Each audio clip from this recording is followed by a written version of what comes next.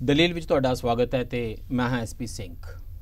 Partition, वंड, उजाड़ा, हल्ले, 1947 टुकड़ियां च वंडिया मुल्क, एक दी थां दो होए मुल्क, फिर 3 हो गए।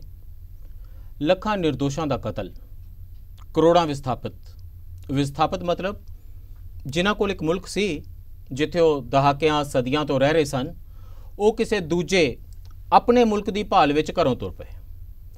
पंजाबियां ने एक दूजे नूं वड्डिया टुकिया, लाशां भर भर गड्डियां उधरों इधर भेजियां। आज़ादी जो मिली सी, मुल्क विच जशन हो रहे सन, पंजाब बंगाल रो रहे सन। खैर उजड़िया ने फिर दुनिया वसाई, भैड़े समियां नूं भुल्लण दी रीत निभाई। 15 अगस्त साडा खुशियां खेड़ियां दा दिहाड़ा बन गया। लाशां, उजाड़े, विछड़े गवांढी सब भुल्ले। जे याद रहे तो ये निजी यादां सन, परिवारिक यादां, या फिर पंजाबियां जां बंगालियां दियां यादां। ये मुल्क दी सांझी यादाश्त दी विरासत दा हिस्सा ना बनिया। हुण प्रधानमंत्री ने कहा है कि सानू पार्टीशन हॉरर्स रिमेंबरेंस डे मनाना चाहिए। देश वंड भयानक दुखांतां दा दिहाड़ा। उन्हां दिन चुनिया है 14 अगस्त का। उजाड़े नूं किवें याद रखिया जाए, किवें यादबंद किया जाए। 14 अगस्त ही क्यों?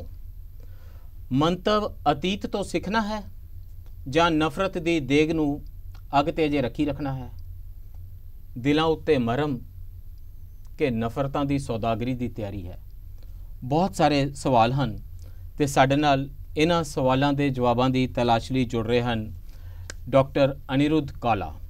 डॉक्टर अनिरुद्ध काला ने पार्टीशन दियां वंड दियां वो कहानियां लिखियां हैं जिहदे विच साडे ते जिहड़ा पागलपन तारी होया उसका झलकारा है। साडे बारे जिहड़े असी अपने आप नूं बड़े कोहेरेंट, कोजेंट, लॉजिकल, रैशनल दसदे हाँ, तो वो जिन्हां नूं असी पागल गिणदे हाँ, जिहड़े मैंटल हॉस्पिटल्स विच हुंदे ने, उत्थों तक इन्होंने स्टडी किया। इन्हां दी किताब है the unsafe asylum, stories of partition and madness, वंड दियां ते पागलपन दियां कहानियां। डॉक्टर अनिरुद्ध काला वैसे साइकेट्री दे शोबे दे नाल संबंधित ने। हिंद पाक पंजाबां दे जिहड़ी सांझी साइकेट्रिक सोसाइटी है डॉक्टर्स दी, ਉਹਦੇ ਨਾਲ भी जुड़े हुए ने, और जिहड़ी मैंटल हैल्थ पॉलिसी साडे देश ਲਈ लिखी गई है ਉਹਦੀ ड्राफ्टिंग ਦੇ ਵਿੱਚ भी ਇਹਨਾਂ ਨੇ ਅੱਗੇ ਵੱਧ ਕੇ ਹਿੱਸਾ ਪਾਇਆ। ਸੋ ਇਹਨਾਂ ਨਾਲ ਗੱਲਬਾਤ ਕਰਾਂਗੇ। ਸਾਡੇ ਨਾਲ जुड़ रहे ने professor Harjeshwar Pal Singh ji.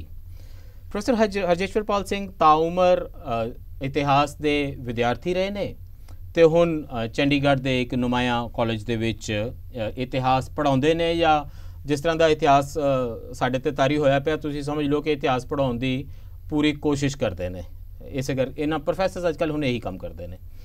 So let we start with you professor Harjeshwar Pal ji. ये जिहड़ा प्रधानमंत्री ने इंस्टीट्यूशनलाइज कर दिता हुण एक दिहाड़ा कि 14 अगस्त साडा पार्टीशन हॉरर्स रिमेंबरेंस डे होवेगा। वैसे मैनूं ये नहीं पता कि इहदा नाम भाषा चुनन लगे अंग्रेजी में ही क्यों रखा गया। ये पंजाबी भी हो सकता सी, बंगाली भी हो सकता सी, या दी एग्जैक्ट ट्रांसलेशन की होगी। मैंने तो देश वंड का कोई भयानक दुखांतक दिहाड़ा नुमा कोई ट्रांसलेशन होगी।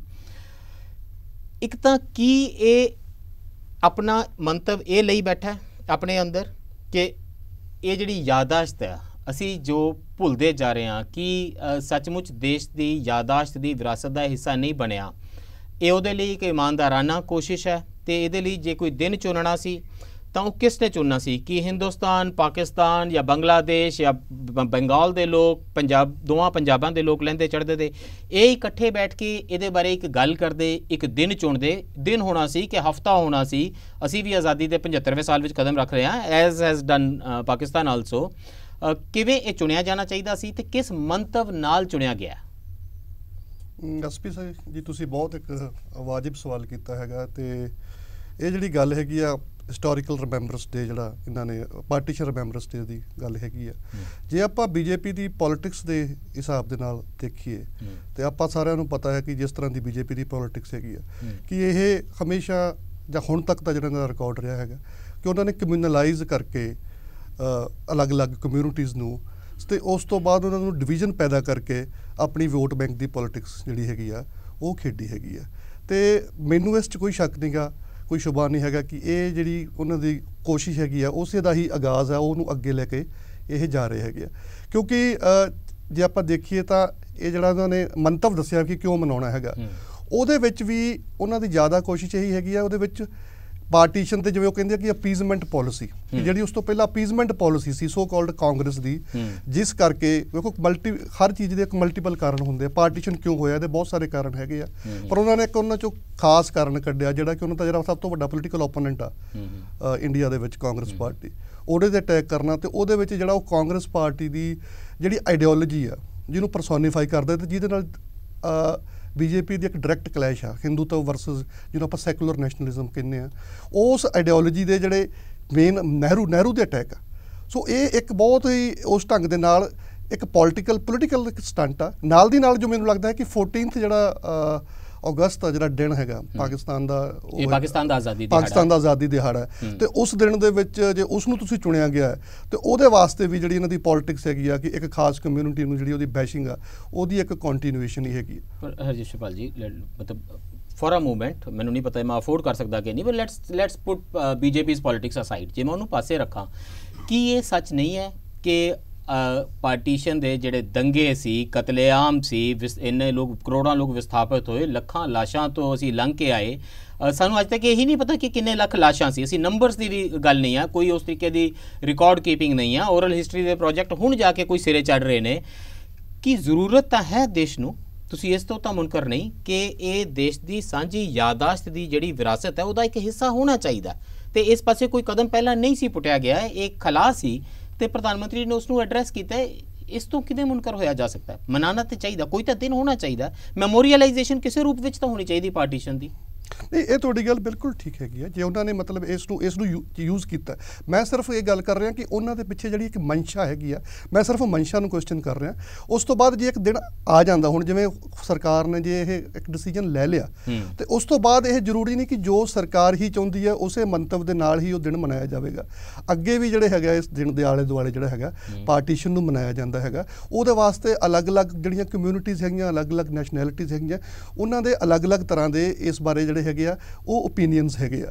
ਤੇ ਉਹ ਜਿਵੇਂ ਫੋਰ ਐਗਜ਼ਾਮਪਲ ਆਪਾਂ ਪੰਜਾਬ ਦੀ ਗੱਲ ਕਰੀਏ, ਪੰਜਾਬ ਦੇ ਵਿੱਚ ਹੁਣ ਪਿਛਲੇ 3-4 ਸਾਲ ਤੋਂ ਕੁਝ ਸੰਸਥਾਵਾਂ ਜਿਹੜੀਆਂ ਹੈਗੀਆਂ ਉਹ ਇੱਕ ਮਾਫੀ ਦਿਵਸ ਦੇ ਵਜੋਂ ਵੀ ਇਸ ਨੂੰ ਮਨਾਉਂਦੀਆਂ ਹੈਗੀਆਂ। ਸੋ ਇਹ ਡੈਫੀਨਿਟਲੀ ਫੋਰਗਿਵਨੈਸ ਦਾ ਦਿਹਾੜਾ। ਸੋ ਇੱਕ ਵਾਰ ਇਹ ਸਰਕਾਰਾਂ ਜਿਹੜੀਆਂ ਹੈਗੀਆਂ ਉਹ ਚਾਹੇ ਕੁਝ ਵੀ ਚਾਹਣ, ਉਸ ਤੋਂ ਬਾਅਦ ਜਦੋਂ ਇੱਕ ਵਾਰ ਲੋਕਾਂ ਦੇ ਵਿੱਚ ਚਲਾ ਜਾਂਦਾ ਹੈਗਾ ਤੇ ਉਹਦੇ ਉਹ ਬਹੁਤ ਮਲਟੀਪਲ ਢੰਗ ਦੇ ਨਾਲ ਜਿਹੜਾ ਹੈਗਾ ਉਹਦੇ ਉਹ ਮੀਨਿੰਗਸ ਵੀ ਕੱਢਣਗੇ। ਸੋ ਹੈ ਫੇਥ, ਫਿਰ ਤੁਹਾਨੂੰ ਇਹ ਫੇਥ ਕਿਉਂ ਨਹੀਂ ਕਿ ਜਦੋਂ ਲੋਕਾਂ ਵਿੱਚ ਇਹ ਦਿਹਾੜਾ ਜਾਏਗਾ ਲੋਕ ਇਹਨੂੰ ਓਨ ਅਪ ਕਰਨਗੇ? ਫਿਰ ਇਹ ਨਹੀਂ ਹੈ ਕਿ ਹੁਕੂਮਤ ਕਿਸ ਤਰ੍ਹਾਂ ਮਨਾ ਰਹੀ ਹੈ, ਲੋਕ ਇਹਨੂੰ ਓਨ ਅਪ ਕਰਨਗੇ, people will take it up. ਨਹੀਂ, ਮੈਂ ਤੁਹਾਡੇ ਨਾਲ ਉਹ ਬਿਲਕੁਲ ਮੈਂ ਤੁਹਾਡੇ ਨਾਲ ਇਹੀ ਗੱਲ ਕਰ ਰਿਹਾ ਹੈਗਾ ਕਿ ਪੀਪਲ, ਇਹ ਦੋਨੇ ਗੱਲਾਂ ਹੋਣਗੀਆਂ, ਪਰ ਆਪਾਂ ਜਿਹੜੀ ਇੱਕ ਮਨਸ਼ਾ ਉਹਨੂੰ ਛੱਡ ਨਹੀਂ ਸਕਦੇ ਹੈਗੇ। ਉਹ ਪੋਲਿਟਿਕਸ ਜਿਹੜੀ ਹੈਗੀ ਆ, ਕਿਉਂਕਿ ਜਿਹੜੀ ਸਰਕਾਰ ਹੁੰਦੀ ਆ, ਸਰਕਾਰ ਦੇ ਕੋਲੇ ਬਹੁਤ ਵੱਡੇ ਜਿਹੜੇ ਹੈਗੇ ਆ ਉਹਨਾਂ ਕੋਲੇ ਇਨਫੋਰਮੇਸ਼ਨ ਦੇ ਸੋਰਸਿਸ ਹੈਗੇ ਆ, ਉਹਨਾਂ ਦੇ ਕੋਲੇ ਬਹੁਤ ਸਾਰੇ, ਉਹਨਾਂ ਦੇ ਕੋਲੇ ਜਿਹੜਾ ਉਹਨਾਂ ਕੋਲੇ ਆਪਾਂ ਕਹਾਂਗੇ ਪ੍ਰੋਪੋਗੈਂਡਾ ਜਿਹੜੀ ਮਸ਼ੀਨਰੀ ਉਹ ਬਹੁਤ ਵੱਡੀ ਹੈਗੀ ਆ। ਤੇ ਡਰ ਜਿਹੜਾ ਹੈਗਾ ਇਸ ਚੀਜ਼ ਦਾ ਹੈਗਾ ਉਹ ਇਹ ਹੈ ਕਿ ਉਹ ਲਾਰਜਰ ਕੈਨਵਸ ਤੇ ਖੇਡ ਕੇ ਉਹ ਉਸ ਦਾ ਜਿਹੜੀ ਇਸ ਵੇਲੇ ਜਿਹੜੀ ਮੌਜੂਦਾ ਹਾਲਾਤ ਆ ਮੁਲਕ ਦੀ ਉਹ ਜ਼ਿਆਦਾ ਹੋਰ ਵੀ ਜ਼ਿਆਦਾ ਜਿਹੜੀ ਸਰਕਾਰ ਇਹਦੇ ਵਿੱਚੋਂ ਵੋਟਾਂ ਕੱਢ ਰਹੀ ਹੈ। ਬਿਲਕੁਲ ਇਹ ਜਿਹੜੀਆਂ ਹਿੰਦੂਤਵਾਦੀਆਂ ਵੋਟਾਂ ਨੂੰ ਸੋਲੀਡੀਫਾਈ ਕਰ ਰਹੀ ਹੈ। ਡਾਕਟਰ ਕਾਲਾ, ਮੈਨੂੰ ਨਾ ਦੋ ਤਰੀਕੇ ਨਾਲ ਇਹਨਾਂ ਦੀ ਗੱਲ ਸੁਣ ਰਹੀ ਹੈ। ਪਹਿਲੀ ਤੇ ਮੈਨੂੰ ਇੰਜ ਵੀ ਲੱਗ ਰਿਹਾ, ਹਰਜੇਸ਼ਵਰ ਜੀ ਮਾਫ ਕਰਨਾ ਮੈਂ ਟਰਾਂਸਲੇਟ ਕਰਨ ਲੱਗਾ ਜਰਾ ਛੇਤੀ ਜੋ ਤੁਸੀਂ ਕਿਹਾ, ਇਹ ਜਿਵੇਂ ਕਹਿ ਰਹੇ ਹੋਣ ਕਿ ਜੋ ਕੀਤਾ ਇਹਨਾਂ ਨੇ ਬੜੀ ਮਾੜੀ ਗੱਲ ਕੀਤੀ, ਇਹਨਾਂ ਦੀ ਇੰਟੈਂਸ਼ਨ ਮਾੜੀ ਆ ਤੇ ਕੰਮ ਇਹਨਾਂ ਨੇ ਸਹੀ ਕੀਤਾ ਤੇ ਇੰਟੈਂਸ਼ਨ ਇਹਨਾਂ ਦੀ ਭੈੜੀ ਆ।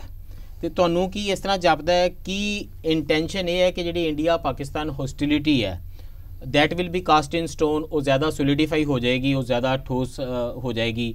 ਤੇ ਤੁਸੀਂ ਜਿਸ ਵੇਲੇ ਪਾਕਿਸਤਾਨ ਤਾਂ ਕੋਡ ਵਰਡ ਹੈ, ਕਹਿਣਾ ਤੇ ਅਸੀਂ ਮੁਸਲਮਾਨ ਹੁੰਦਾ, ਤੇ ਜਿਸ ਵੇਲੇ ਤੁਸੀਂ ਬਾਰ-ਬਾਰ ਕਹੋਗੇ ਕਿ ਹੁਣ ਪਾਰਟੀਸ਼ਨ ਹੌਰਰਸ ਰਿਮੈਂਬਰੈਂਸ ਡੇ ਦੀ ਇੱਕ ਟਰਾਂਸਲੇਸ਼ਨ ਬਣੇਗੀ, ਉਹ ਇਹ ਬਣੇਗੀ ਕਿ ਇੱਕ ਅਜਿਹਾ ਦਿਨ ਅਸੀਂ ਮਨਾ ਰਹੇ ਹਾਂ ਜਿਸ ਦਿਨ ਸਾਡੇ ਭਰਾਵਾਂ ਭੈਣਾਂ ਬੱਚਿਆਂ ਬਜ਼ੁਰਗਾਂ ਦੇ ਉੱਤੇ ਅਕੈ ਤੇ ਅਸਹਿ ਜ਼ੁਲਮ ਕੀਤੇ ਗਏ। ਤੇ ਜ਼ੁਲਮ ਕੀਤੇ ਕਿਸ ਨੇ? ਜ਼ੁਲਮ ਕੰਬਖਤ ਉਹਨਾਂ ਨੇ ਕੀਤੇ ਹੈ। ਸੋ ਅਸੀਂ ਯਾਦ ਕਰਾਂਗੇ ਕਿ ਸਾਡੇ ਤੇ ਜਿਹੜੇ ਜ਼ੁਲਮ ਹੋਏ। ਪਰ ਜਿਸ ਵੇਲੇ ਹਕੂਮਤ ਦੀ ਮਨਸ਼ਾ ਹੋਵੇ ਵੀ ਕਹਿ ਰਹੇ ਨੇ ਮਨਸ਼ਾ ਇਹ ਹੈ, ਤਾਂ ਕੀ ਲੋਕਾਂ ਨੂੰ ਇਹ ਯਾਦ ਨਹੀਂ ਆਵੇਗਾ ਕਿ ਜ਼ੁਲਮ ਉਹਨਾਂ ਨੇ ਕੀਤੇ, ਜ਼ੁਲਮ ਅਸੀਂ ਵੀ ਕੀਤੇ, ਅਸੀਂ ਦੋਨਾਂ ਨੇ ਇੱਕ ਦੂਜੇ ਦੇ ਉੱਤੇ ਜ਼ੁਲਮ ਕੀਤੇ ਸੀ, ਉਸ ਨੂੰ ਯਾਦ ਕਰ ਰਹੇ ਹਾਂ, ਤਾਂ ਹਕੂਮਤ ਦੀ ਮਨਸ਼ਾ ਕਿਵੇਂ ਕਾਮਯਾਬ ਹੋਏਗੀ? ਹਾਊ ਡੂ ਯੂ ਸੀ ਦਿਸ? ਪਹਿਲੀ ਗੱਲ ਤਾਂ ਜੋ ਤੁਸੀਂ ਕਹਿ ਰਹੇ ਹੋ ਕਿ ਮੈਮੋਰਲਾਈਜ਼ ਕਰਨਾ ਚਾਹੀਦਾ, ਬਿਲਕੁਲ ਠੀਕ ਹੈ।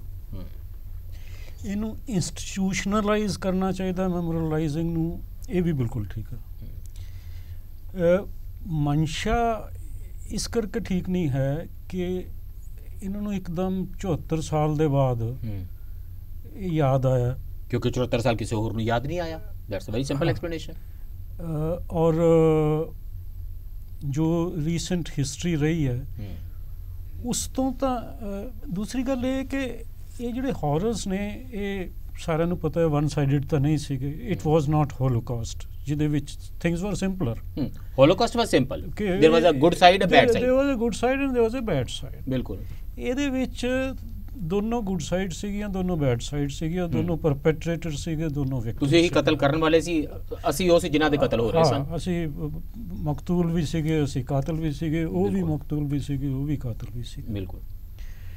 ਹੁਣ ਜਿਹੜੇ ਅਸੀਂ ਹਾਂ ਇਸ ਪਾਸੇ ਹਾਂ, ਹਿੰਦੂ ਹਾਂ, ਸਿੱਖ ਹਾਂ, ਉਹਨਾਂ ਤੇ ਹੌਰਰਸ ਕਿਹਨੇ ਕੀਤੇ? ਜਿਹੜੇ ਮੁਸਲਮਾਨ ਇੱਧਰ ਸੀ ਉਹਨਾਂ ਤੇ ਹਿੰਦੂਆਂ ਨੇ ਕੀਤੇ, ਸਿੱਖਾਂ ਨੇ ਕੀਤੇ। ਜਿਹੜੇ ਹਿੰਦੂ ਸਿੱਖ ਉੱਧਰ ਸੀਗੇ ਉਸ ਵੇਲੇ ਔਰ ਬਾਅਦ 'ਚ ਉੱਜੜ ਕੇ ਇੱਧਰ ਆਏ, ਉਹਨਾਂ ਤੇ ਜਿਹੜੇ ਮੁਸਲਮਾਨ ਹੁਣ ਉੱਧਰ ਰਹਿ ਗਏ ਉਹਨਾਂ ਨੇ ਕੀਤੇ। ਤਾਂ ਹੁਣ ਬੇਸਿਕਲੀ ਇਸ ਤੋਂ ਅਸੀਂ ਜਦੋਂ ਹੌਰਰਸ ਨੂੰ ਮੈਮੋਰੀਅਲਾਈਜ਼ ਕਰਾਂਗੇ ਦਾ ਨਾਂ ਇਹ ਨਹੀਂ ਹੈ ਕਿ ਪਾਰਟੀਸ਼ਨ ਮੈਮੋਰੀਅਲ ਡੇ ਹੈ। ਨਾਂ ਦਿਨ ਦਾ ਹੈ ਪਾਰਟੀਸ਼ਨ ਹੌਰਰਸ ਡੇ। ਬਿਲਕੁਲ। ਤੇ ਜਦੋਂ ਵਾਕਈ ਜਿਵੇਂ ਹਰਜੇਸ਼ਵਰ ਜੀ ਕਹਿ ਰਹੇ ਸੀਗੇ ਕਿ ਜਦੋਂ ਲੋਕਾਂ ਦੇ ਵਿੱਚ ਗੱਲ ਜਾਂਦੀ ਹੈ ਤਾਂ ਉਹ ਟਰਾਂਸਲੇਟ ਡਿਫਰੈਂਟਲੀ ਹੁੰਦੀ ਹੈ। ਉਹ ਇੱਕ ਮੌਬਸ ਜਦੋਂ ਸੋਚਦੀ ਹੈ ਤਾਂ ਉਹਨਾਂ ਨੂੰ ਜੋ ਵੀ ਸਾਹਮਣੇ ਨਜ਼ਰ ਆਉਂਦਾ ਔਰ ਸਾਹਮਣੇ ਹੈ ਕੌਣ ਨੇ? ਸਾਹਮਣੇ ਤਾਂ ਉਹ ਮੁਸਲਮਾਨ ਨੇ ਜਿਨ੍ਹਾਂ ਦਾ ਇਹਦੇ ਨਾਲ ਕੋਈ ਲੈਣਾ ਦੇਣਾ ਨਹੀਂ ਸੀਗਾ।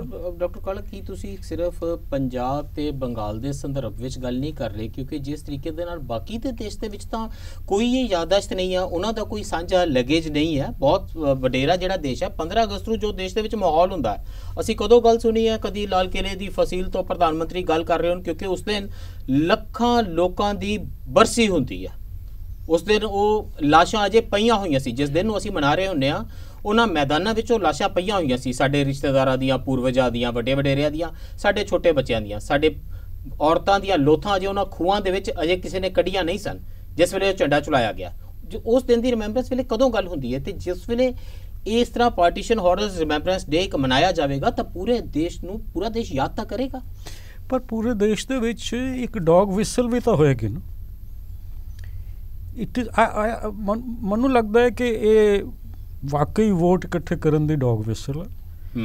ਕਿਉਂਕਿ ਸਾਹਮਣੇ ਤਾਂ ਉਹੀ ਹੋਣੇ ਆ ਮੁਸਲਮਾਨ ਜਿਹੜੇ ਯੂਪੀ ਦੇ ਨੇ ਜਾਂ ਬੰਗਾਲ ਦੇ ਨੇ ਜਾਂ ਰਾਜਸਥਾਨ ਦੇ ਨੇ। ਯੂਪੀ ਦੀਆਂ ਇਲੈਕਸ਼ਨਾਂ ਕਰਕੇ ਉਹ ਕੁਝ ਹੋ ਰਿਹਾ? ਬਿਲਕੁਲ ਹੋ ਰਿਹਾ। ਉਹ ਤੁਹਾਨੂੰ ਇਹ ਲੱਗਦਾ ਹੈ ਕਿ ਇਹ ਇੰਨੇ ਨੇੜ ਭਵਿੱਖ ਦੇ ਕਿਸੇ ਇਲੈਕਟੋਰਲ ਕੰਟੈਸਟ ਨੂੰ ਦੇਖ ਕੇ ਕੀਤਾ ਜਾ ਰਿਹਾ? ਟਾਈਮਿੰਗ ਅੱਜ ਤੱਕ 7 ਸਾਲਾਂ 'ਚ ਨਹੀਂ ਕਦੀ ਯਾਦ ਆਇਆ ਤਾਂ ਅੱਜ ਕਿੱਥੋਂ ਆ ਗਿਆ? ਜਸ਼ਨ ਜੀ, quickly in 10 second, do you think ਕਿ ਯੂਪੀ ਦੀਆਂ ਇਲੈਕਸ਼ਨਾਂ ਕਾਰਨ ਹੋ ਸਕਦੀਆਂ ਨੇ? ਬਿਲਕੁਲ। ਆਪਾਂ ਜੇ ਵੇਖੀਏ ਬੀਜੇਪੀ ਦਾ ਰਿਕਾਰਡ ਤਾਂ ਉਹ ਰਿਹਾ ਕਿ ਜਦੋਂ ਵੀ ਕਮਿਊਨਲ ਪੋਲਰਾਈਜੇਸ਼ਨ ਹੋਈ ਆ ਜਾਂ ਦੰਗੇ ਹੋਏ ਆ, ਦੇ ਹੈਵ ਆਲਵੇਜ਼ ਸਕਸੀਡਡ। ਉਹਨਾਂ ਦਾ ਵੋਟ ਬੈਂਕ ਹਮੇਸ਼ਾ ਵਧਿਆ ਤੇ ਉਹਨਾਂ ਨੂੰ ਵੀ ਲੱਗਦਾ ਕੋਈ ਜ਼ਰੂਰੀ ਨਹੀਂ ਹੈ, ਬੰਗਾਲ 'ਚ ਵੀ ਕਰਕੇ ਦੇਖ ਹੀ ਲਿਆ। ਨਹੀਂ, ਉਹ ਇੱਕ ਐਕਸੈਪਸ਼ਨ ਆ, ਬਟ ਆਪਾਂ ਜੋ ਲੌਂਗ ਟਰਮ ਟ੍ਰੈਂਡ ਦੇਖੀਏ ਤਾਂ ਤਕਰੀਬਨ ਹਰ ਥਾਂ ਤੇ ਉਹਨਾਂ ਦੀਆਂ ਜਿਹੜੀਆਂ ਵੋਟਸ ਹੈਗੀਆਂ ਉਸ ਤੋਂ ਬਾਅਦ ਵਧੀਆਂ ਤੇ ਉਹ ਸੱਤਾ ਦੇ ਨੇੜੇ ਤੇੜੇ ਜਿਹੜੇ ਹੈਗੇ ਅੱਗੇ ਵਧੀ ਤੁਰਿਆ ਆ। 80s ਤੋਂ ਆਪਾਂ ਦੇਖਣਾ ਸ਼ੁਰੂ ਕਰ ਦਈਏ, 80s ਤੋਂ ਲੈ ਕੇ ਜਦੋਂ ਹਾਰਡਲੀ 2 ਬੰਦੇ ਜਿੱਤੇ ਸੀ, 84 ਦੇ ਵਿੱਚ 2 MP ਜਿੱਤੇ ਸੀਗੇ। ਉਸ ਤੋਂ ਬਾਅਦ ਲਗਾਤਾਰ ਬਾਬਰੀ ਮਸਜਿਦ ਹੋਈ ਤੇ ਉਸ ਤੋਂ ਬਾਅਦ ਸਡਨਲੀ ਦੇ ਕੇਮ ਟੂ 120 ਸੀਟਸ। ਉਸੇ ਤਰੀਕੇ ਦੇ ਨਾਲ ਜੋ ਆਪਣਾ ਗੋਦਰਾ ਹੁੰਦਾ ਆਪਣਾ ਇੱਥੋਂ ਵਾਲੇ ਗੁਜਰਾਤ ਵਾਲੇ ਜਿਹੜੇ ਹੈਗੇ, ਉਸ ਤੋਂ ਬਾਅਦ ਲਗਾਤਾਰ ਜਿਵੇਂ ਜਿਵੇਂ ਕਮਿਊਨਲ ਪੋਲਰਾਈਜੇਸ਼ਨ ਵਧੀ ਆ, ਬੀਜੇਪੀ ਦਾ ਵੋਟ ਬੈਂਕ ਜਿਹੜਾ ਹੈਗਾ ਉਹ ਵਧਿਆ ਹੈਗਾ। ਸੋ ਇੱਕ ਉਹਨਾਂ ਨੂੰ ਲੱਗਦਾ ਹੈ ਕਿ ਜਿਹੜੀ ਉਹਨਾਂ ਦੀ ਇੱਕ ਬਹੁਤ ਵੱਡੀ ਇਤਿਹਾਸਕ ਆਰਕ ਹੈ ਜਿਸ ਨੂੰ ਦੇਖ ਕੇ ਕੋਈ ਇਹਨੂੰ ਮੈਮੋਰੀਅਲਾਈਜ਼ ਨਹੀਂ ਕਰ ਰਿਹਾ। ਪ੍ਰਧਾਨ ਮੰਤਰੀ ਨੇ ਗੱਲ ਕੀਤੀ ਹੈ, ਤੁਸੀਂ ਕਹਿ ਰਹੇ ਹੋ ਨਹੀਂ ਇਹ ਅਗਲੇ ਸਾਲ ਸਿਰਫ ਯੂਪੀ ਦੀਆਂ ਇਲੈਕਸ਼ਨਾਂ ਨੇ ਤੇ ਉਹਦੇ 'ਚ ਵੋਟ ਇਕੱਠੇ ਕਰਨੇ ਨੇ ਤੇ ਮੁਸਲਿਮ ਬੈਸ਼ਿੰਗ ਕਰਨੀ ਹੈ, ਇਸ ਕਰਕੇ ਇਹ ਦਿਨ ਮਨਾਇਆ ਜਾ ਰਿਹਾ।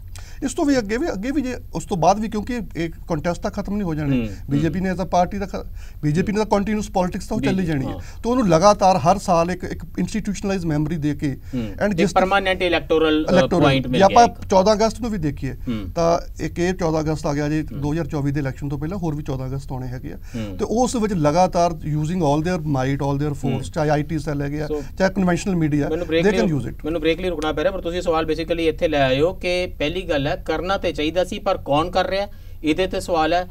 ਉਹਦੀ ਮਨਸ਼ਾ ਕੀ ਹੈ, ਇਹਦੇ ਤੇ ਸਵਾਲ ਹੈ। ਇਹਦੇ ਤੇ ਸ਼ੱਕ ਹੈ ਕਿ ਜੋ ਕਰ ਰਿਹਾ ਉਹਦਾ ਨਤੀਜਾ ਕੀ ਹੋਵੇਗਾ, ਤੇ ਇੱਕ ਸਵਾਲ ਇਹ ਵੀ ਹੈ ਕਿ ਇਹ ਕਰਨਾ ਹੀ ਕਿਉਂ ਪਿਆ, ਇਹ ਡਰ ਹੀ ਕਿਉਂ ਹੈ ਕਿ ਅਸੀਂ ਭੁੱਲ ਜਾਵਾਂਗੇ, ਤੇ ਭੁੱਲਿਆ ਕਿਉਂ ਬਾਕੀ ਦਾ ਦੇਸ਼, why did the country forget? ਇਹਦੇ ਬਾਰੇ ਗੱਲ ਕਰਾਂਗੇ ਆਫਟਰ ਦਿਸ ਬ੍ਰੇਕ।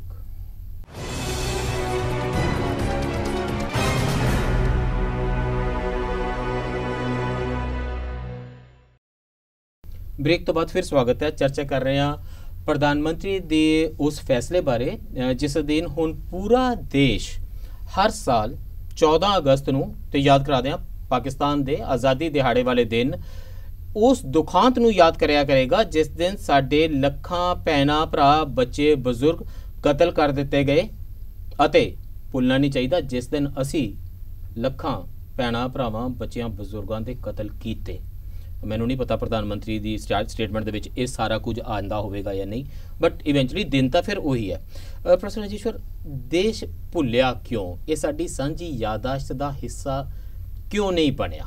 ਸਭ ਤੋਂ ਪਹਿਲਾਂ ਤਾਂ ਪ੍ਰੋਬਲਮ ਇੱਥੇ ਹੈ ਨਾ, ਜਾਂ ਤਾਂ ਰਿਮੈਂਬਰੈਂਸ ਡੇ ਤਾਂ ਮਨਾਉਣਾ ਪੈਂਦਾ ਹੈ ਕਿਉਂਕਿ ਅਸੀਂ ਭੁੱਲ ਗਏ ਕਿ ਨੇਸ਼ਨ ਬਿਲਡਿੰਗ ਦਾ ਪ੍ਰੋਜੈਕਟ ਦਰਅਸਲ ਇੰਨਾ ਇੰਪੋਰਟੈਂਟ ਸੀ, ਭੁੱਲਣਾ ਇੰਨਾ ਇੰਪੋਰਟੈਂਟ ਸੀ ਕਿਉਂਕਿ ਅਸੀਂ ਉੱਥੋਂ ਮਾਰਾਂ ਖਾ ਕੇ ਰਿਫਿਊਜੀ ਕੈਂਪਾਂ ਦੇ ਵਿੱਚ, ਕੋਈ ਸੁਲੇਮਾਨ ਹੈਡ ਤੋਂ ਕੋਈ ਕਿਤੋਂ ਤੁਰਦਾ ਆਇਆ। ਮੇਰਾ ਬਾਪ 7 ਸਾਲਾਂ ਦਾ ਸੀ, ਮੈਂ ਅੱਜ ਤੱਕ ਉਹਨੀਆਂ ਲਾਸ਼ਾਂ ਨਹੀਂ ਵੇਖੀਆਂ ਜਿੰਨੀਆਂ ਉਹ 7 ਸਾਲਾਂ ਦੇ ਬੱਚੇ ਨੇ ਵੇਖ ਲਈਆਂ ਸਨ। ਤੇ ਇੱਥੋਂ ਆ ਕੇ ਜ਼ਿੰਦਗੀ ਨੂੰ ਦੁਬਾਰਾ ਸ਼ੁਰੂ ਕਰਨ ਲਈ ਇਹ ਜ਼ਰੂਰੀ ਸੀ ਕਿ ਸਭ ਪਿਛਲਾ ਭੁੱਲਿਆ ਜਾਂਦਾ ਤੇ ਅਸੀਂ ਨਵੇਂ ਸਿਰੋਂ ਜ਼ਿੰਦਗੀਆਂ ਬਣਾਈਆਂ ਆਪਣੀਆਂ। ਤੁਹਾਨੂੰ ਜਾਪਦਾ ਹੈ ਕਿ ਫੋਰਗੈਟਿੰਗ ਵੀ ਕਿੰਨੇ ਕੁਝ ਹੈਲਪ ਕੀਤੀ ਹੈ, ਕੁਝ ਬੈਨੀਫਿਟਸ ਫੋਰਗੈਟਿੰਗ ਦੇ ਵੀ ਹੋਏ ਨੇ, ਭੁੱਲਣ ਦੇ ਵੀ ਕੁਝ ਫਾਇਦੇ ਹੋਏ ਨੇ, ਤਾਂ ਇਹ ਸਮਾਜ ਦੁਆਰਾ ਖੜਾ ਹੋ ਪਾਇਆ। ਉਜੜੇ ਕਿਵੇਂ ਖੜੇ ਹੁੰਦੇ ਨੇ? ਮੇਰੇ ਖਿਆਲ 'ਚ ਕੰਪਲੈਕਸ, ਤੁਹਾਡੀ ਗੱਲ ਠੀਕ ਹੈਗੀ ਆ ਕਿ ਫੋਰਗੈਟਿੰਗ ਜਿਹੜੀ ਹੈਗੀ ਉਹ ਵੀ ਕਿਸੇ ਖਾਸ ਕਰਕੇ ਜਿਹੜੀ ਪਹਿਲੀ ਜਨਰੇਸ਼ਨ ਜਿਹੜੀ ਬੜੀ ਟਰਾਮਾਟਾਈਜ਼ਡ ਹੁੰਦੀ ਹੈ, ਉਹਦੇ ਵਾਸਤੇ ਵੀ ਟੈਂਪਰੇਰੀ ਇੱਕ ਰਿਲੀਫ ਜਿਹੜਾ ਹੈਗਾ ਉਹ ਮੈਨੂੰ ਲੱਗਦਾ ਕਿ ਪ੍ਰੋਵਾਈਡ ਕਰਦਾ। ਹੋਲੋਕਾਸਟ ਦੀ ਗੱਲ ਕਰ ਰਹੇ ਸੀ ਪ੍ਰੋਫੈਸਰ ਸਾਹਿਬ, ਹੋਲੋਕਾਸਟ ਦਾ ਵੀ ਲਿਟਰੇਚਰ ਸਾਰਾ 60s ਤੋਂ ਆ ਕੇ ਸਟਾਰਟ ਹੁੰਦਾ। ਹਾਂਜੀ, ਤੇ ਪਰ ਮੈਨੂੰ ਲੱਗਦਾ ਕਿ ਇਹ ਨਾਲ ਦੀ ਨਾਲ ਇੱਕ ਨੇਸ਼ਨ ਬਿਲਡਿੰਗ ਦਾ ਵੀ ਜਿਹੜਾ ਕਨਸੈਪਟ ਹੈ ਉਹ ਵੀ ਤੁਹਾਡੀ ਗੱਲ ਠੀਕ ਹੈਗੀ ਹੈ। ਪਰ ਜਿਵੇਂ ਹੁਣ ਰੀਸੈਂਟ ਲਿਟਰੇਚਰ ਆ ਰਿਹਾ, ਖਾਸ ਕਰਕੇ ਜਿਵੇਂ ਇਸ਼ਤਿਆਕ ਅਹਿਮਦ ਉਹਨਾਂ ਦੀ ਕਿਤਾਬ ਦੇਖ ਲਈ, ਹੋਰ ਬਾਕੀ ਦੇਖ ਲਈ, ਤੇ ਮੈਨੂੰ ਲੱਗਦਾ ਕਿ ਉਹਦੇ ਵਿੱਚ ਇਹ ਬਹੁਤ ਵੱਡਾ ਕਾਰਨ ਹੈ ਕਿ ਕੋਈ ਵੀ ਜਿਹੜੇ ਇਸ ਤਰ੍ਹਾਂ ਦੇ ਇਸ਼ੂਜ਼ ਹੁੰਦੇ ਆ, ਜਦੋਂ ਵੱਡੇ ਮੈਸੇਕਰ ਹੁੰਦੇ ਆ, ਉਹ ਸਟੇਟ ਸਪੋਰਟ ਜਾਂ ਸਪਾਂਸਰ ਤੋਂ ਬਗੈਰ ਨਹੀਂ ਹੁੰਦੇ।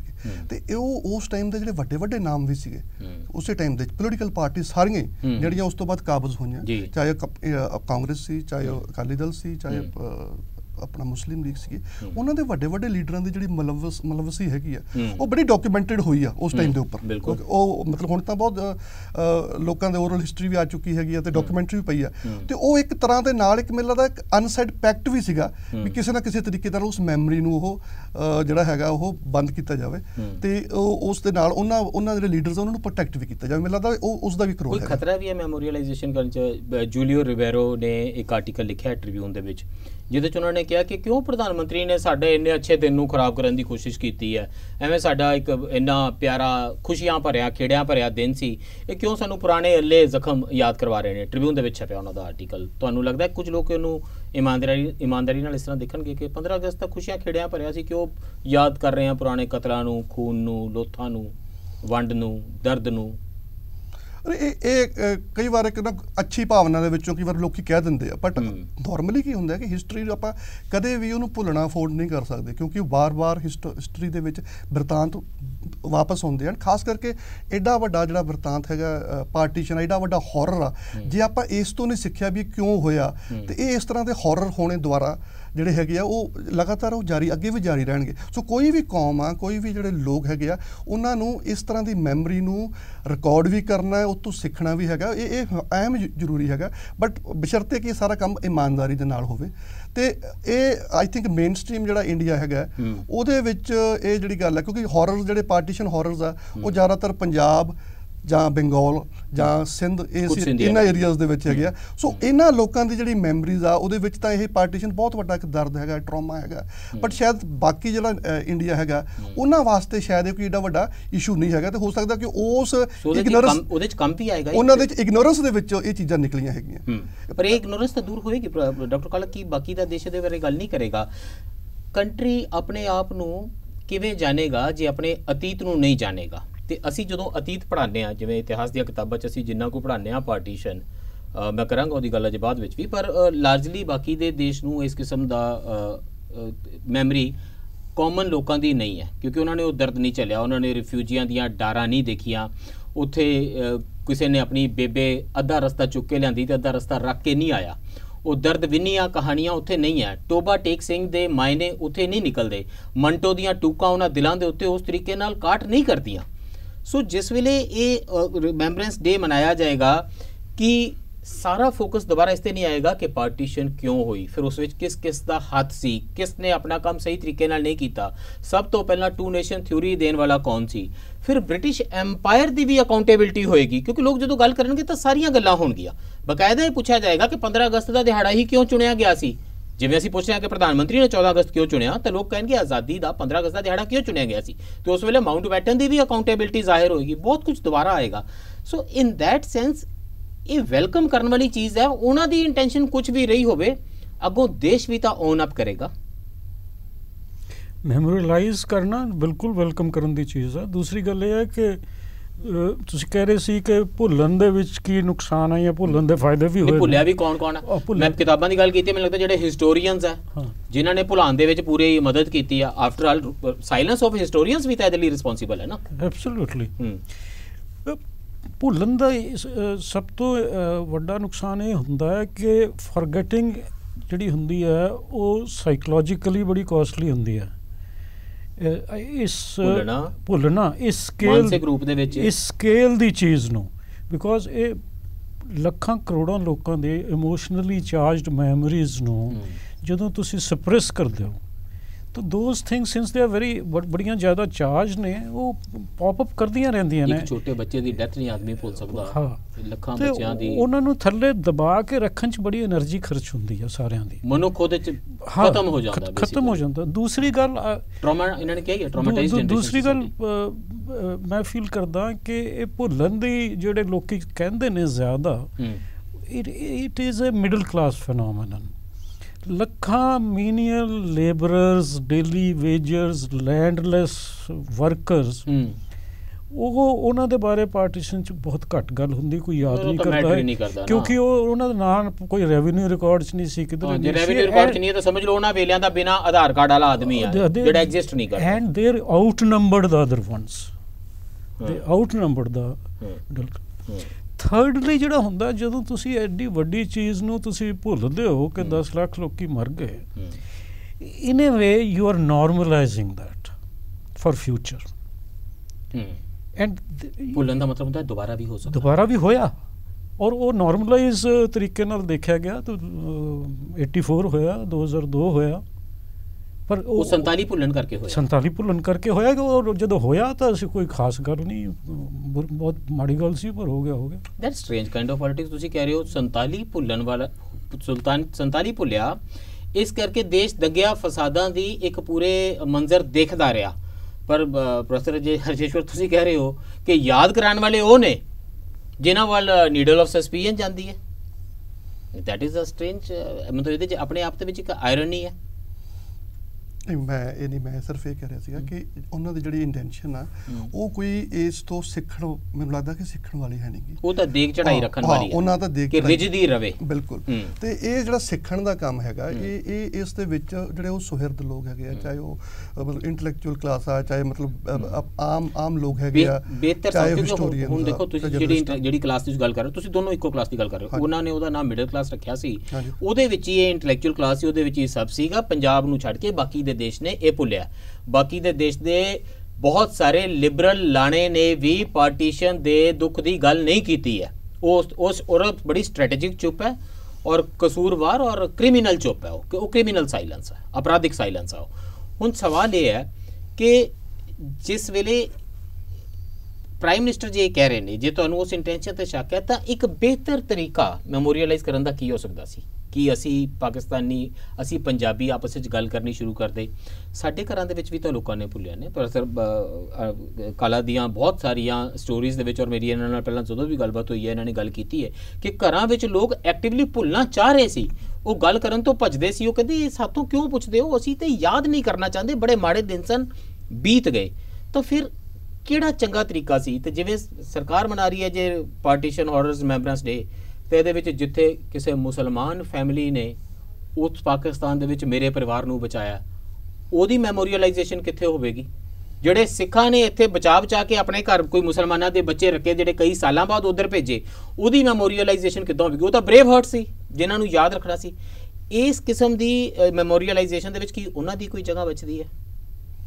ਇਹ ਬਹੁਤ ਇਹ ਸਭ ਤੋਂ ਵੱਡੀ ਗੱਲ ਵੀ ਇੱਥੇ ਹੀ ਹੈਗੀ ਆ ਕਿ ਜਿਹੜਾ ਜਿਹਨੂੰ ਲੋੜ ਆ ਰੈਸਟ ਆਫ ਇੰਡੀਆ ਨੂੰ, ਜਿਹਨੇ ਜਿਹੜਾ ਇਹਦੇ ਥਰੂ ਪ੍ਰੋਸੈਸ ਦੇ ਥਰੂ ਨਹੀਂ ਗਿਆ, ਜਿਵੇਂ ਆਪਾਂ ਦੇਖਦੇ ਹਾਂ ਕਿ ਪੰਜਾਬ ਤੇ ਬੰਗਾਲ ਨੇ ਸਿੱਖਿਆ ਇਸ, ਜੇ ਇੱਥੇ ਹੋਇਆ ਹੈ ਤੇ ਸਿੱਖਿਆ, ਤੇ they have been relatively free from ਉਸ ਤਰ੍ਹਾਂ ਦੀ ਜਿਹੜੀ ਕਮਿਊਨਲ ਕੌਨਸ਼ੀਅਸਨੈਸ ਜਿਹੜੀ ਹੈਗੀ ਆ, ਉਹ ਦੁਬਾਰਾ ਉਸ ਤਰ੍ਹਾਂ ਦੀ ਜਿਹੜੀ ਹੈਗੀ ਆ ਪੰਜਾਬ ਦੇ ਵਿੱਚ ਮੈਨੂੰ ਲੱਗਦਾ ਕਿ ਨਹੀਂ, ਹੁਣ ਤੱਕ ਨਹੀਂ, ਉਸ ਲੈਵਲ ਦੀ ਨਹੀਂ ਆਈ। ਬੰਗਾਲ ਦੇ ਵਿੱਚ ਵੀ ਸ਼ਾਇਦ ਮੈਨੂੰ ਬੰਗਾਲ ਦਾ ਇਹਨਾਂ ਨਹੀਂ ਪਤਾ ਹੈਗਾ, ਬਟ ਰੈਸਟ ਆਫ ਇੰਡੀਆ ਜਿਹਨੂੰ ਕਿ ਇਹ ਸਬਕ ਸਿੱਖਣਾ ਚਾਹੀਦਾ ਸੀਗਾ, ਉਹ ਉੱਥੇ ਜਿਹੜੀ ਚੁੱਪ ਹੈਗੀ ਉਹ ਬਿਲਕੁਲ ਉਸੇ ਤਰੀਕੇ ਨਾਲ ਹੀ ਪਸਰੀ ਹੋਈ ਹੈ ਜਿਵੇਂ ਤੁਸੀਂ ਕਹਿ ਰਹੇ ਆ। ਤੇ ਉੱਥੋਂ ਦੀ ਲਿਬਰਲ ਅਲੀਟ ਵੀ ਜਿਹੜੀ ਹੈਗੀ ਆ, ਉਹ ਇਸੇ ਗੱਲ ਤੇ ਹੀ ਜ਼ਿਆਦਾਤਰ ਉਹਦਾ ਕੰਸੈਂਸਸ ਬਣਿਆ ਹੋਇਆ ਕਿ ਯਾਰ ਇਹਨੂੰ ਮੀਨਿੰਗਲੈਸ ਆ, ਪਾਰਟੀਸ਼ਨ ਨੂੰ ਨਹੀਂ ਯਾਦ ਕਰਨਾ ਚਾਹੀਦਾ। ਤੇ ਉਹ ਜੇ ਕੱਲ ਨੂੰ ਰਿਮੈਂਬਰੈਂਸ ਡੇ ਹੋਊਗਾ ਜਿਹਨੂੰ ਲੋੜ ਆ, ਉੱਥੇ ਕੀ ਆ ਕਿ ਜੇ ਆਲਟਰਨੇਟਿਵ ਪਰਸਪੈਕਟਿਵ ਵੀ ਬਣਨਾ ਹੈ ਤਾਂ ਉਹ ਉਸ ਲਿਬਰਲ ਅਲੀਟ ਨਹੀਂ ਬਣਨਾ, ਪਰ ਉਹ ਜੇ ਉਹ ਇਸ ਚੀਜ਼ ਬਾਰੇ ਉਸ ਤਰੀਕੇ ਦੇ ਨਾਲ ਉਹਨਾਂ 'ਚ ਕਨਵਿਕਸ਼ਨ ਹੀ ਹੈ ਨਹੀਂਗੀ, ਤੇ ਉਹ ਉਸ ਪੋਲਿਟਿਕਸ ਦਾ, ਜਿਹੜੀ ਕਮਿਊਨਲਿਜ਼ਮ ਦੀ ਪੋਲਿਟਿਕਸ ਹੋਊਗੀ, ਜਿਹੜੀ ਇੱਕ ਧਿਰ ਜਿਹੜੀ ਹੈਗੀ ਆ ਉਹ ਲਗਾਤਾਰ 14 ਅਗਸਤ ਦੇ ਦਿਨ ਦੇ ਥਰੂ ਕਰੂਗੀ, ਤੇ ਉਹਦਾ ਕੋਈ ਤੋੜ ਨਹੀਂ ਹੋਊਗਾ, ਉਹਦਾ ਕਾਊਂਟਰ ਨਹੀਂ ਹੋਊਗਾ, ਤੇ ਉਹ ਜਿਹੜੇ ਦੇਸ਼ ਦੇ ਵਾਸਤੇ ਜਿਹੜੇ ਅੱਗੇ ਆਉਣ ਵਾਲੇ ਦਿਨਾਂ ਦੇ ਵਿੱਚ ਮੈਨੂੰ ਲੱਗਦਾ ਕਿ ਉਹ ਜਿਹੜੀ ਸਥਿਤੀ ਹੈ ਹੋਰ ਵੀ ਖਤਰਨਾਕ ਹੋ ਸਕਦੀ ਹੈ। ਮੈਂ ਸਾਮਲ ਧਾਮੀ ਸਾਡੇ ਬੜੇ ਪ੍ਰਬੁੱਧ ਰਾਈਟਰ ਨੇ, ਔਰ ਉਹ ਲਗਾਤਾਰ ਕ੍ਰੋਨਿਕਲ ਕਰ ਰਹੇ ਨੇ ਪਾਰਟੀਸ਼ਨ ਦੀਆਂ ਸਟੋਰੀਜ਼ ਨੂੰ। ਉਹ ਇੱਕ ਪਰਿਵਾਰ ਨੂੰ ਲੈਂਦੇ ਨੇ ਤੇ ਕਿੰਨੀਆਂ ਸਾਰੀਆਂ ਉਹਨਾਂ ਦੀਆਂ ਕਥਾਵਾਂ ਨੇ। ਪੰਜਾਬੀ ਟ੍ਰਿਬਿਊਨ ਵਿੱਚ ਲਗਾਤਾਰ ਉਹ ਕਹਾਣੀਆਂ, ਉਹਨਾਂ ਦੀਆਂ ਵੰਡ ਦੇ ਦੁਖੜਿਆਂ ਦੀਆਂ ਕਹਾਣੀਆਂ ਛਪਦੀਆਂ ਨੇ। ਕਿੰਨੀਆਂ ਸਾਰੀਆਂ ਕਹਾਣੀਆਂ ਵਿੱਚੋਂ ਮੈਨੂੰ ਜਾਂ ਆਪਣਾ ਪਰਿਵਾਰ ਦਿਸਦਾ, ਜਾਂ ਕਿਸੇ ਜਾਣਕਾਰ ਦਾ ਪਰਿਵਾਰ ਦਿਸਦਾ, ਜਾਂ ਤਮਸ ਦਾ ਕੋਈ ਚੈਪਟਰ ਦਿਸਦਾ, ਜਾਂ ਕਮਲੇਸ਼ਵਰ ਦੇ ਕਿਤਨੇ ਪਾਕਿਸਤਾਨ ਦੀ ਕੋਈ ਗੱਲ ਦਿਸਦੀ ਹੈ। ਤੇ ਜਿਸ ਵੇਲੇ ਇਹ ਕਹਾਣੀਆਂ ਸ਼ੇਅਰਡ ਨਹੀਂ ਹੈ ਨਾ, ਉਹ ਮੇਰੇ ਲਈ ਬਹੁਤ ਸਾਰੀਆਂ ਕਹਾਣੀਆਂ ਆਪਣੀਆਂ ਯੂਨੀਕ ਪਰਸਪੈਕਟਿਵਸ ਲੈ ਕੇ ਆਉਂਦੀਆਂ ਨੇ। ਇਹਨਾਂ ਨੇ ਗੱਲ ਕੀਤੀ ਕਿ ਓਰਲ ਹਿਸਟਰੀ ਦੇ ਬਹੁਤ ਸਾਰੇ ਪ੍ਰੋਜੈਕਟਸ ਹੁਣ ਚੱਲ ਰਹੇ ਨੇ। ਜਿਹੜੀ ਸਾਡੀ ਪਾਰਟੀਸ਼ਨ ਦੀ ਮੈਮਰੀ ਹੈ ਉਹ ਪਹਿਲਾਂ ਵੀ ਤਾਂ ਅਨਈਵਨ ਹੈ ਨਾ। ਸਾਡੇ ਜਿਹੜੇ ਅਸੀਂ ਪੰਜਾਬੀ ਵੀ ਜਿਵੇਂ ਪਾਰਟੀਸ਼ਨ ਨੂੰ ਦੇਖਦੇ ਹਾਂ, ਲਾਰਜਲੀ ਉਹਦੇ 'ਚ ਚਿਟਾਗੋਂਗ ਹਿਲ ਟਰੈਕਟਸ ਦੀ ਜਾਂ ਨੋਆਖਲੀ ਦੇ ਵਿੱਚ ਕੀ ਹੋ ਗਿਆ, ਉਹ ਗੱਲਾਂ ਨਹੀਂ ਹੈਗੀਆਂ। ਬਹੁਤ ਸਾਰੇ ਮਤਲਬ ਬੰਗਾਲ ਦੀ ਪਾਰਟੀਸ਼ਨ ਦਰਅਸਲ ਪਾਰਟੀਸ਼ਨ ਦੇ ਸੰਕਲਪ ਦੇ ਵਿੱਚੋਂ ਗਾਇਬ ਹੈ, ਤੇ ਪੰਜਾਬ ਤੇ ਬੰਗਾਲ ਦੀ ਪਾਰਟੀਸ਼ਨ ਹਿੰਦੁਸਤਾਨ ਦੀ ਪਾਰਟੀਸ਼ਨ ਦੇ ਸੰਕਲਪ ਵਿੱਚੋਂ ਗਾਇਬ ਹੈ। ਉੱਥੇ ਉਹ ਕੇਵਲ ਆਜ਼ਾਦੀ ਦਿਹਾੜਾ ਹੈ। ਸੋ ਮਾਈ ਪੁਆਇੰਟ ਇਜ਼ ਕਿ whatever this prime minister does, ਪ੍ਰਧਾਨ ਮੰਤਰੀ ਮੋਦੀ ਨੇ ਕਿਸੇ ਵੀ ਇੰਟੈਂਸ਼ਨ ਨਾਲ ਕੀਤਾ ਹੋਵੇ, ਇਹ ਜ਼ਰੂਰੀ ਨਹੀਂ ਕਿ ਹੱਥ ਮੇ ਰਹੇਗਾ। ਜਦੋਂ ਲੋਕਾਂ ਕੋਲ ਦਿਹਾੜਾ ਜਾਏਗਾ ਤਾਂ ਫਿਰ ਮੈਨੂੰ ਲੱਗਦਾ ਇਹ ਵੈਲਕਮ ਕਰਨਾ ਬਣਦਾ ਹੀ ਹੈ। ਔਰ ਜ਼ਿਆਦਾ ਜੇ ਕਸੂਰ ਕੱਢਣਾ ਤਾਂ ਪਹਿਲਾਂ ਉਹਨਾਂ ਦਾ ਜਿਨ੍ਹਾਂ ਨੇ 74 ਸਾਲ ਇਹ ਨਹੀਂ ਸੀ ਸੋਚਿਆ, ਇਹ ਮੈਮੋਰੀਅਲਾਈਜੇਸ਼ਨ ਕਿਉਂ ਨਹੀਂ ਸੀ ਹੋਈ। ਕਿੱਥੇ ਨੇ ਪਾਰਟੀਸ਼ਨ ਦੇ ਮਿਊਜ਼ੀਅਮ ਵੱਡੇ, ਸਿਵਾਏ ਇੱਕ ਅੰਮ੍ਰਿਤਸਰ ਵਾਲੇ ਮਿਊਜ਼ੀਅਮ ਤੋਂ ਕੀ ਹੈ ਸਾਡੇ ਕੋਲ ਗੱਲ ਕਰਨ ਲਈ? ਕਿਉਂ ਨਹੀਂ ਵੱਡੇ ਵੱਡੇ ਸਮਾਰਕ ਖੜੇ? ਸਾਡੇ ਇੱਥੇ ਜ਼ਰੂਰ ਲੋਕਾਂ ਨੇ ਕੋਸ਼ਿਸ਼ ਕੀਤੀ, ਤਾਰਾ ਸਿੰਘ ਸੰਧੂ ਦੀਆਂ ਮਿਹਨਤਾਂ ਹੋਈਆਂ ਤੇ ਸਾਡੇ ਬਾਰਡਰ ਦੇ ਉੱਤੇ ਇੱਕ ਸਮਾਰਕ ਖੜਾ ਹੋਇਆ। ਦੇਸ਼ ਕੋਲ ਸਮਾਰਕ ਕਿੱਥੇ ਆ ਪਾਰਟੀਸ਼ਨ ਦਾ? ਇੰਡੀਆ ਗੇਟ ਤੇ ਕਿਉਂ ਨਹੀਂ ਹੈ? ਇਹ ਪ੍ਰਧਾਨ ਮੰਤਰੀ ਦਾ ਨਵਾਂ ਘਰ ਬਣ ਰਿਹਾ ਬੜਾ ਸੋਹਣਾ, ਉਹਦੇ ਵਿੱਚ ਕਿਉਂ ਨਹੀਂ ਹੈ ਇੱਕ ਵੱਡਾ ਸਾਰਾ? ਨਹੀਂ, you are very right that memorialise ਕਰਨਾ ਚਾਹੀਦਾ। ਔਰ ਇੱਕ ਰਿਲੇਟਡ ਜਿਹੜੀ ਓਰਲ ਹਿਸਟਰੀਜ਼ ਦੀ ਗੱਲ ਹੋ ਰਹੀ ਆ, I think it's time to remember that we are soon going to be that source is finishing. Yeah. ਉਹ generation ਜਾ ਰਹੀ ਹੈ। That generation is almost gone. And that those oral histories then they will pass on to the second generation. ਉਹ hearsay ਹੈ, ਹੌਲੀ ਕਰਕੇ ਇੱਕ ਕਿਸਮ ਦੀ ਉਹ ਆਲਰੇਡੀ ਸਾਡੀ ਜਨਰੇਸ਼ਨ ਸਾਰੀ ਬਹੁਤ ਵੱਡਾ ਤਬਕਾ ਜਿਹੜਾ ਸਾਰਾ ਦਿਨ ਕੰਪਿਊਟਰ ਤੇ ਰਹਿੰਦਾ, ਉਹ ਤਾਂ ਕਾਰਗਿਲ ਤੋਂ ਬਾਅਦ ਵਾਲਾ। ਜਿਹੜਾ ਥੋੜਾ ਜਿਹਾ ਵਡੇਰਿਆ ਉਹਨਾਂ ਦੇ ਬਾਪ ਨੇ ਉਹ 71 ਦੀ ਜੰਗ ਤੋਂ ਬਾਅਦ ਵਾਲੇ ਨੇ ਤੇ 3-4 ਬਾਕੀ 84 ਤੋਂ ਬਾਅਦ ਵਾਲੇ ਨੇ। 3-4 ਜਨਰੇਸ਼ਨਸ ਤੋਂ ਬਾਅਦ ਉਹ ਜਿਵੇਂ ਫੋਕ ਟੇਲਸ ਹੁੰਦੀਆਂ ਉਸ ਤਰ੍ਹਾਂ ਰਹਿ ਜਾਣੀਆਂ ਨੇ। ਇੰਸਟੀਟਿਊਸ਼ਨਲਾਈਜ਼ ਕਰਨਾ ਮੈਮੋਰੀ ਨੂੰ ਬੜੀ ਇੰਪੋਰਟੈਂਟ ਹੈ, ਪਰ ਜਿਸ ਤਰ੍ਹਾਂ ਕੋਸ਼ਿਸ਼ ਕੀਤੀ ਜਾ ਰਹੀ ਹੈ ਪ੍ਰੋਬਲਮ ਉਹ ਹੈ। ਤੁਸੀਂ ਕੋਸ਼ਿਸ਼ ਨੂੰ ਵੈਲਕਮ ਕਰਦੇ ਹੋ? ਕੋਸ਼ਿਸ਼ ਨੂੰ ਇਸ ਤਰ੍ਹਾਂ ਵੈਲਕਮ ਨਹੀਂ ਕੀਤਾ ਜਾ ਸਕਦਾ ਕਿਉਂਕਿ ਇਹਨੇ ਤਾਂ ਇੱਕੋ ਹੀ ਡਾਇਰੈਕਸ਼ਨ 'ਚ ਜਾਣਾ। ਇਹ ਨਹੀਂ ਕਹਿ ਸਕਦੇ ਕਿ ਬੜਾ ਅੱਛਾ ਆਈਡੀਆ ਲੈਟਸ ਸੀ ਕੀ ਹੁੰਦਾ, ਕੀ ਪਤਾ ਚੰਗਾ ਹੀ ਹੋਵੇ। ਇਹਦੇ 'ਚੋਂ ਚੰਗਾ ਕੁਝ ਨਹੀਂ ਨਿਕਲਣਾ ਨਜ਼ਰ ਆ ਰਿਹਾ। ਓਕੇ ਮੈਨੂੰ ਬ੍ਰੇਕ ਲਈ ਰੁਕਣਾ ਪੈ ਰਿਹਾ, ਪਰ ਮੈਂ ਦੁਬਾਰਾ ਇਹਦੇ ਤੇ ਜ਼ਰੂਰ ਗੱਲ ਕਰਨੀ ਚਾਹੁੰਦਾ ਕਿ ਤੁਸੀਂ ਆਲਮੋਸਟ ਇਹ ਕਰ ਰਹੇ ਹੋ ਕਿ ਇਹ ਨੇ ਕੀਤਾ ਬੜੀ ਮਾੜੀ ਗੱਲ ਹੈ, ਜੇ ਬੀ ਕਰਦਾ ਤਾਂ ਸ਼ਾਇਦ ਕੁਝ ਚੰਗਾ ਹੁੰਦਾ। That's problematic. We'll talk about this after this break.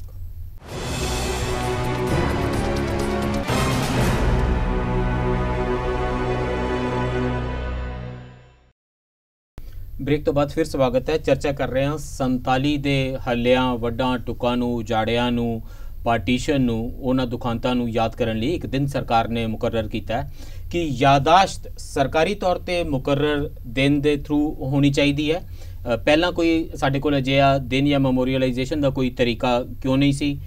ਜਿਹੜੀ ਇਤਿਹਾਸਕਾਰਾਂ ਦੀ ਚੁੱਪ ਰਹੀ ਹੈ ਕਿ ਉਹ ਵੀ ਇੱਕ ਅਪਰਾਧਿਕ ਚੁੱਪ ਦੇ ਤੌਰ ਦੇ ਉੱਤੇ ਦੇਖੀ ਜਾਵੇ, ਤੇ ਹੁਣ ਸ਼ੱਕ ਕਿਉਂ ਕੀਤਾ ਜਾ ਰਿਹਾ ਸਰਕਾਰ ਦੇ ਉੱਤੇ ਜੇ ਸਰਕਾਰ ਕੋਈ ਚੰਗਾ ਕਦਮ ਲੈ ਰਹੀ ਹੈ? ਸਾਡੇ ਨਾਲ ਚਰਚਾ ਵਿੱਚ ਸ਼ਾਮਿਲ ਨੇ ਪ੍ਰੋਫੈਸਰ ਹਰਜੇਸ਼ਵਰਪਾਲ ਸਿੰਘ ਜੀ ਅਤੇ ਡਾਕਟਰ ਅਨਿਰੁੱਧ ਕਾਲਾ ਜੀ।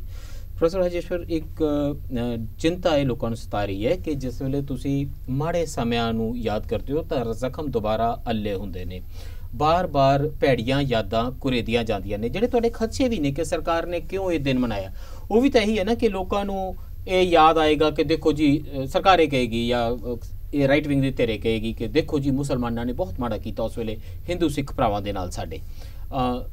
ਪਰ ਇੱਕ ਇਹ ਜੈਨੂਇਨ ਖਦਸ਼ਾ ਵੀ ਤਾਂ ਹੈ ਕਿ ਪੁਰਾਣੇ ਅੱਲੇ ਜ਼ਖਮਾਂ ਨੂੰ ਕੁਰੇਦਣਾ ਇੱਕ ਦੁੱਖ ਹੀ ਫੈਲੇਗਾ।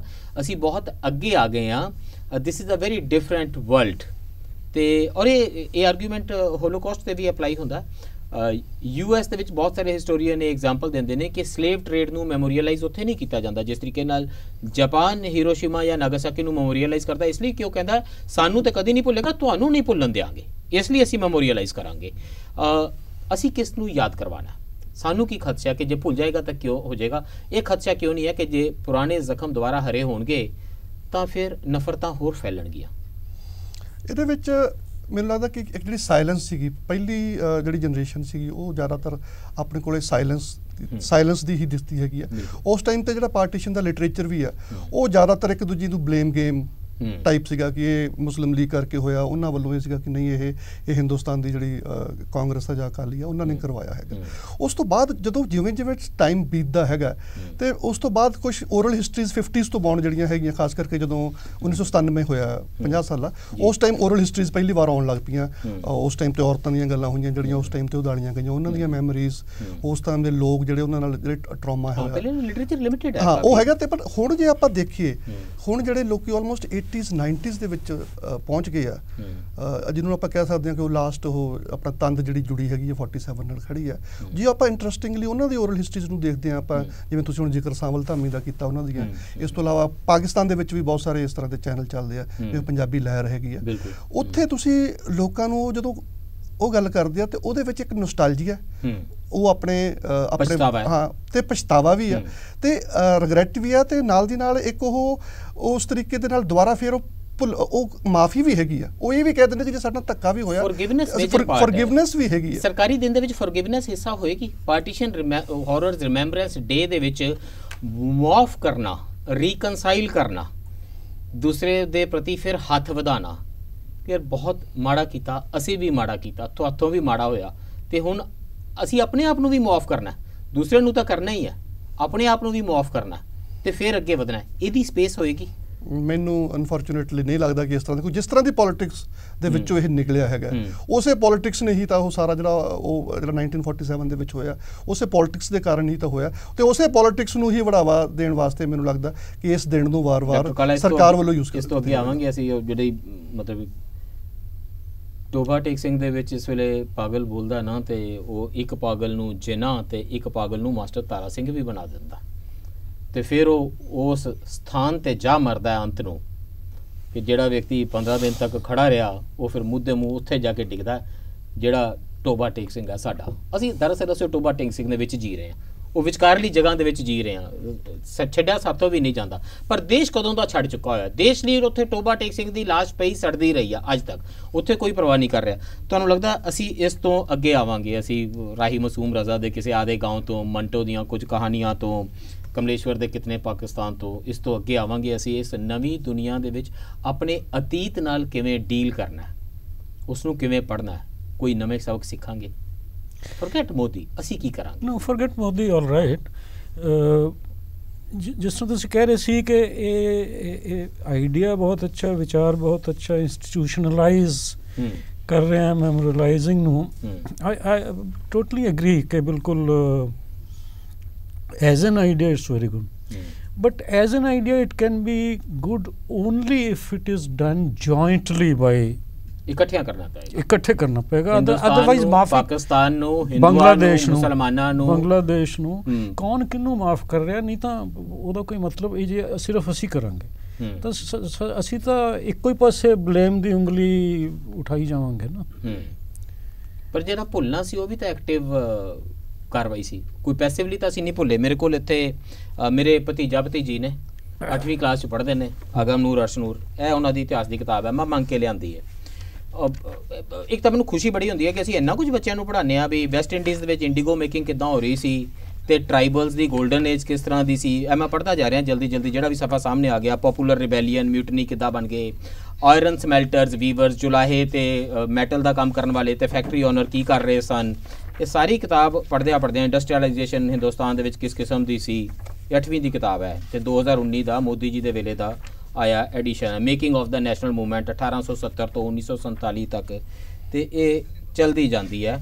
ਤੇ ਫਿਰ ਕੈਬਨਿਟ ਮਿਸ਼ਨ ਤੱਕ ਆ ਗਈ ਤੇ ਮੁਸਲਿਮ ਲੀਗ ਨੇ ਡਿਸਾਈਡ ਕੀਤਾ ਤੇ ਫਿਰ 16 ਅਗਸਤ 1946 ਨੂੰ ਡਾਇਰੈਕਟ ਐਕਸ਼ਨ ਡੇ ਹੋ ਜਾਂਦਾ ਹੈ।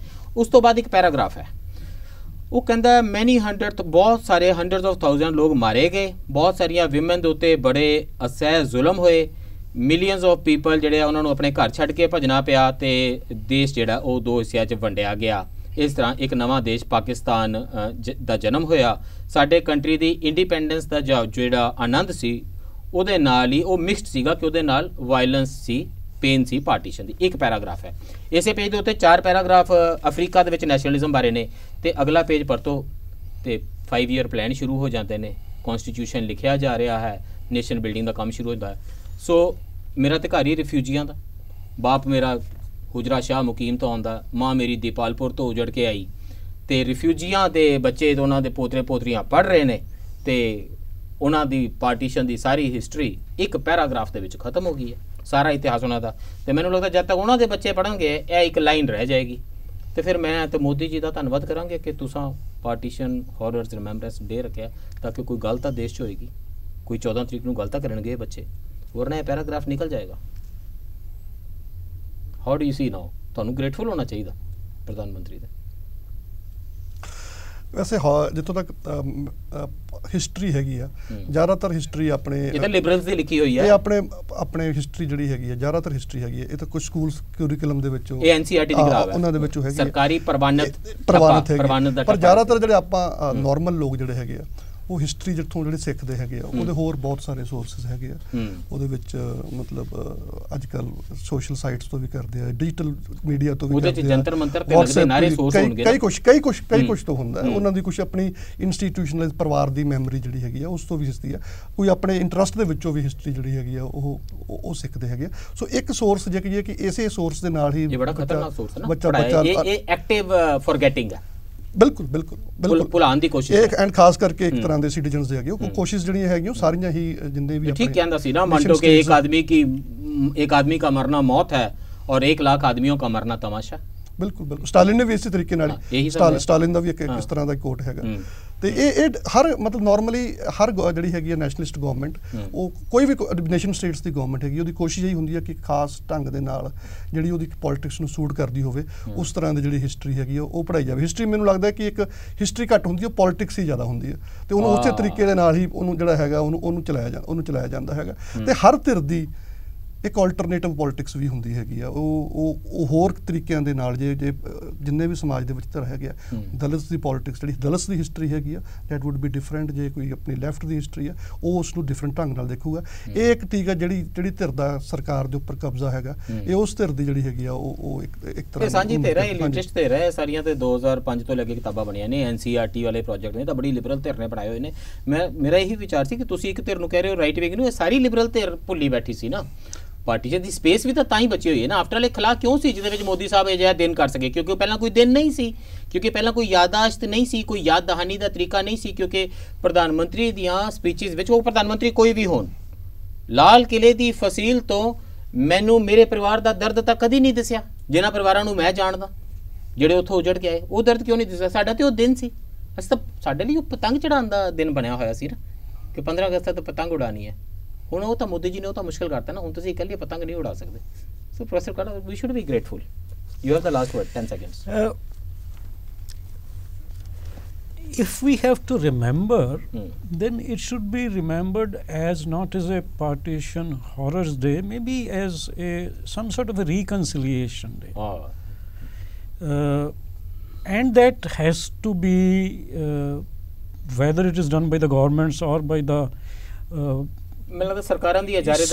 civil societies on both the sides, it has to be done jointly. Otherwise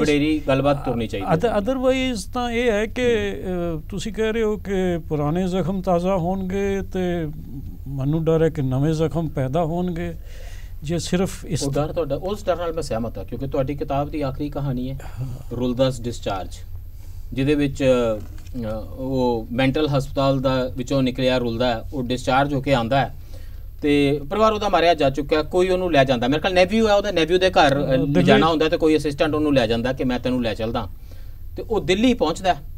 ਮੇਰੇ ਕੋਲ ਆਈ ਹੋਪ ਕਿ ਮੇਰੇ ਕੋਲ ਇੰਨਾ ਕੋਈ ਸਮਾਂ ਸੁਣਾਉਣ ਦਾ, ਤੇ ਨਿਜ਼ਾਮੂਦੀਨ ਸਟੇਸ਼ਨ ਤੇ ਉਹ ਪਹੁੰਚਦਾ ਤੇ ਉੱਥੇ 84 ਦੇ ਦੰਗੇ ਚੱਲ ਰਹੇ ਨੇ, ਕਿਉਂਕਿ ਅਸੀਂ ਆਪਣਾ ਇਤਿਹਾਸ ਭੁੱਲੇ ਹੋਏ ਸੀ। 84 ਦੇ ਦੰਗੇ ਚੱਲ ਰਹੇ ਨੇ ਤੇ ਉਹਦਾ ਅਸਿਸਟੈਂਟ ਵੀ ਮਾਰਿਆ ਜਾਂਦਾ, ਤੇ ਉਹ ਵਿਚਾਰੇ ਨੂੰ ਇੱਕੋ ਹੀ ਸੇਫ ਜਗ੍ਹਾ ਪਤਾ ਹੁੰਦੀ ਹੈ ਕਿ ਆਦਮੀ ਕਿੱਥੇ ਸੇਫ ਹੁੰਦਾ, ਤੇ ਉਹ ਲੋਕਾਂ ਤੋਂ ਪੁੱਛਦਾ ਫਿਰਦਾ, ਉਹ ਕਹਿੰਦਾ ਯਾਰ ਉਹ ਇੱਥੇ ਕੋਈ ਮੈਂਟਲ ਹਸਪਤਾਲ ਹੈਗਾ? ਕਿਉਂਕਿ ਸ਼ਹਿਰ ਜਦੋਂ ਪਾਗਲਖਾਨਾ ਹੋ ਜਾਂਦਾ ਨਾ, ਤੇ ਫਿਰ ਪਾਗਲਖਾਨਾ ਹੀ ਉੱਥੇ ਹੀ ਕੁਝ ਸਮਝਦਾਰ ਲੋਕ ਰਹਿ ਰਹੇ ਹੁੰਦੇ ਨੇ। ਇਹੀ ਹਾਲ ਟੋਬਾ ਟੈਕਸੀ ਨਾਲ ਸੀ, ਇਹੀ ਹੈ। ਤੇ ਜੇ ਅਸੀਂ ਇਤਿਹਾਸ ਭੁੱਲਾਂਗੇ, ਪਾਰਟੀਸ਼ਨ ਦੇ ਉਹਨਾਂ ਦੰਗਿਆਂ ਨੂੰ ਨਹੀਂ ਯਾਦ ਕਰਾਂਗੇ, ਤੇ ਕਿਸੇ ਨਾ ਕਿਸੇ ਦਿਨ ਕਿਸੇ ਸੜਕ ਤੇ ਫਿਰ ਇਹੀ ਪੁੱਛਦੇ ਫਿਰਾਂਗੇ ਕਿ ਯਾਰ ਉਹ ਕੋਈ ਹੈ ਐਸੀ ਜਗ੍ਹਾ ਜਿੱਥੇ ਕੋਈ ਸਮਝਦਾਰ ਲੋਕ ਰਹਿੰਦੇ ਹੋਣ, ਤੇ ਉਹ ਸ਼ਾਇਦ ਮੈਂਟਲ ਹਸਪਤਾਲ ਹੀ ਹੋਵੇਗੀ, ਕਿਉਂਕਿ ਜਿਨ੍ਹਾਂ ਦੇ ਦਿਮਾਗ ਸੀ ਉਹਨਾਂ ਨੇ ਜਾਂ ਤੇ ਆਪਣਾ ਅਤੀਤ ਭੁੱਲਿਆ ਜਾਂ ਉਸ ਨੂੰ ਦੁਹਰਾਇਆ, ਤੇ ਦਰਅਸਲ ਜਿਹੜੇ ਅਤੀਤ ਭੁੱਲਦੇ ਨੇ ਉਹੀ ਦੁਹਰਾਉਂਦੇ ਨੇ। ਸੋ ਪ੍ਰਧਾਨ ਮੰਤਰੀ ਨੇ ਕਿਸ ਮਨਸ਼ਾ ਦੇ ਨਾਲ ਇਹ ਦਿਨ ਮੁਕਰਰ ਕੀਤਾ ਤੇ ਤੁਸੀਂ ਇਸ ਨੂੰ ਕਿਵੇਂ ਯਾਦ ਕਰਨਾ ਹੈ, ਦੇਸ਼ ਨੇ ਉਸ ਯਾਦ ਦਹਾਨੀ ਦੇ ਪ੍ਰੋਸੈਸ ਨੂੰ ਕਿਵੇਂ ਇੰਸਟੀਟਿਊਸ਼ਨਲਾਈਜ਼ ਕਰਨਾ ਹੈ, ਇਹ ਬਹਿਸ ਤੁਹਾਡੇ ਉਹਨਾਂ ਘਰਾਂ ਵਿੱਚ ਤੁਰਨੀ ਚਾਹੀਦੀ ਹੈ, ਉਹਨਾਂ ਗਲੀਆਂ ਮੁਹੱਲਿਆਂ ਵਿੱਚ ਜਿੱਥੇ ਉਜੜੇ ਹੋਏ, ਲੋਥਾਂ ਦੇ ਉੱਤੋਂ ਟੱਪ ਕੇ ਆਏ ਹੋਏ, ਇੱਕ ਮੁਲਕ ਗਵਾ ਕੇ ਤੇ ਆਪਣਾ ਮੁਲਕ ਲੱਭਣ ਆਏ ਹੋਏ ਅਜੇ ਵੀ ਕਿਤੇ ਕਿਤੇ ਰਹਿੰਦੇ ਨੇ। ਅੱਜ ਲਈ ਇੰਨਾ ਹੀ, ਧੰਨਵਾਦ, ਤੇਰਾ ਰੱਖਾ।